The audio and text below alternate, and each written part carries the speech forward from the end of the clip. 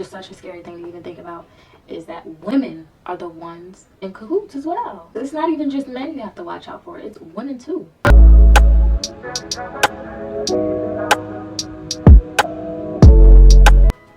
Hey y'all, welcome back to my channel. It's Kay.Elease here, and we doing something different. I'm giving y'all a story time. I hope this video finds you before you book the flight to Miami. Now, I'm not saying don't go to Miami and have a good time. You can obviously go and have a good time. However, you should be aware. You should be aware what be going on in Miami, okay?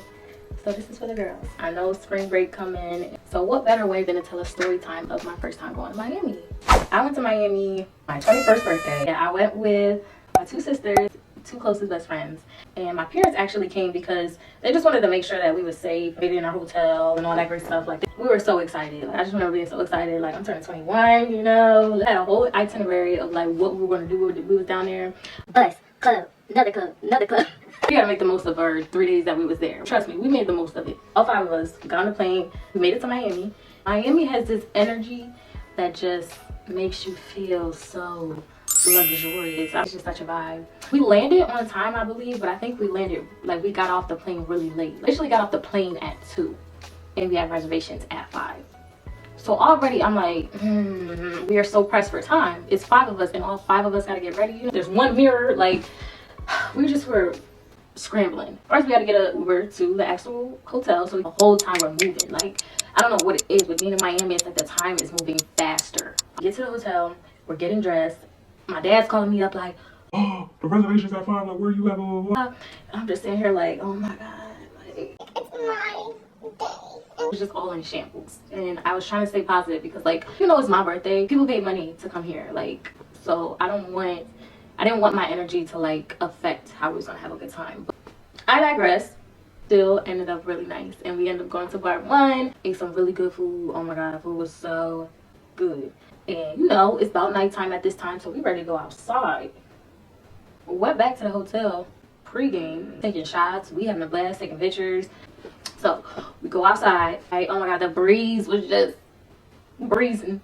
And we're walking down, and you know, people are walking their dogs too and stuff like that. I see all these puppies. I'm like, oh, the puppies, like, they're so cute. So, like, I stepped in dog shit on my birthday. And the crazy thing is, like, I walked past it, I smelled it, like, I smelled the whiff, and I got on flats. Changed my shoes. Minor setback, but whatever. We still having a good time walking down, and we just really just getting a vibe. Just going to this bar. It was a lot of people outside, so we were like, okay, let's go into here. Went in there, and it was like this really small area. It was pitch black in there, but as soon as you go in, there was this sign that said, you are right where you need to be. It's a sign. Like, you knew what they was doing when they put that sign up, because we was skeptical about it, but as soon as we went in there, we was like, oh shit, we right where we need to be. That shit was crazy. At the time, in a relationship with a very toxic man. That man was very toxic. Seen that picture, he ain't like that. He went off. Like, this man went ballistic, because he really was the ex from hell. We ain't even gonna get into that just yet. But anyway, so we're in here, we're having a good time. You know, we dancing. We was definitely off the fireball. Yeah.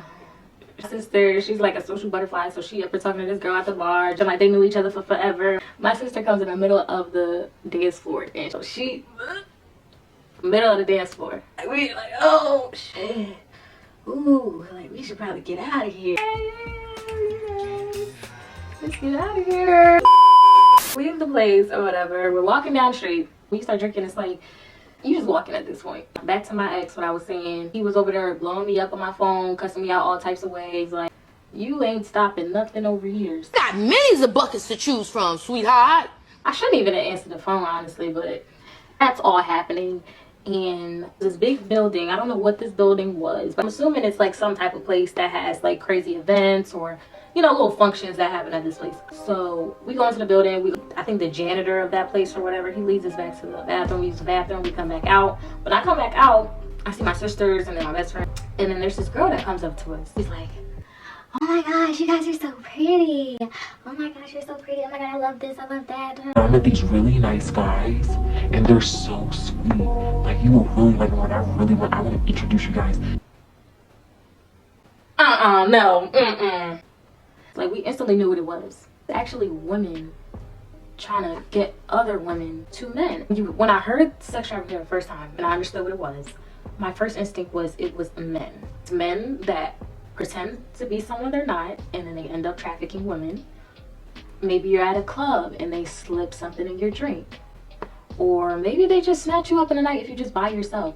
These are all the things I'm thinking sex trafficking like starts out as, in my mind. But you have to understand, I was at a very young age. When I got to be on the other side of it now, I got to see that, okay, it's actually women that are in it too. I think that was an eye-opener for me and my sisters and my best friend. And it's a really serious thing. Anyway, so this woman, she's trying to get us to meet these guys. And we're just like, no. She came out of the night. I don't know where she came from. It's the most scariest thing to even think of. Going to another state, trying to have a good time, and then you get snatched up. It makes me sick to my stomach. Watch your bag. Don't trust anybody. Don't leave your drink unattended. If you walk away from your drink for even a second, leave it be. It's no amount of money, it's no amount of alcohol that is worth someone snatching you up and sex trafficking you. I think that's why this video, like this compelled me to make this video, is because I think a lot of women aren't aware. Certain companies, you know, trying to get women to fly overseas, sit there and fabricate and make it seem like, oh, this is a sponsorship. This is, you know, we'll pay you this X amount of money if you fly out, take a couple pictures. Like, you hear it all the time on the media, but like you don't realize how big of a problem it is until you're actually someone in that position. It's not even just men you have to watch out for, it's women too. They're crazy and they will snatch you up, or they will lead you to someone that will snatch you up. And it's crazy in Miami. Well, I don't want to just say Miami, there are other places in Florida. Why are you trying to lure us to men? After this one incident, it was like we constantly were watching our back.